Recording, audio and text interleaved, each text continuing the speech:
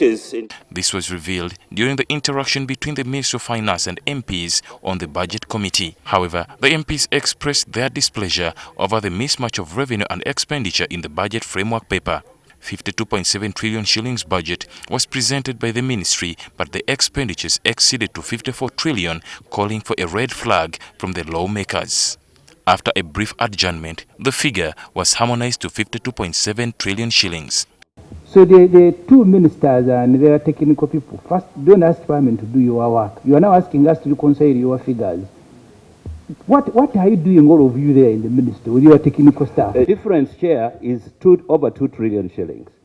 And as a Parliament, we cannot sit here and try to juggle where that deduction would be made. I would suggest that the ministry team, they just consult, because 2 trillion is a lot of money. So what happened in this instance?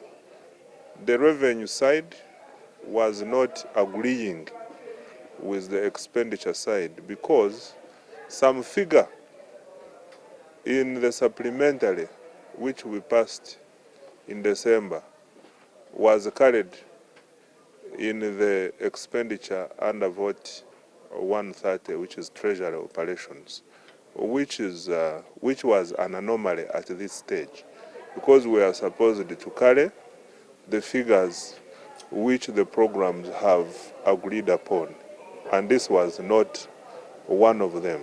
During the interface, some MPs also reminded government of unfunded priorities like the 2026 general elections and the AFCON Pamoja project.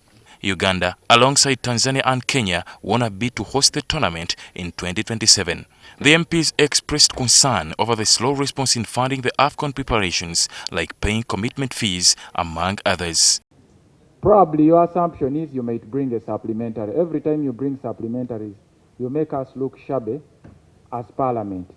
So I request that you commit right now whether this money will be needed in this current financial, and we find means of planning to host this tournament other than you bring and rushing things on us at the last moment.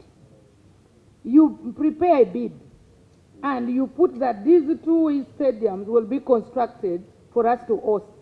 And then you reach the stage of implementation, you change.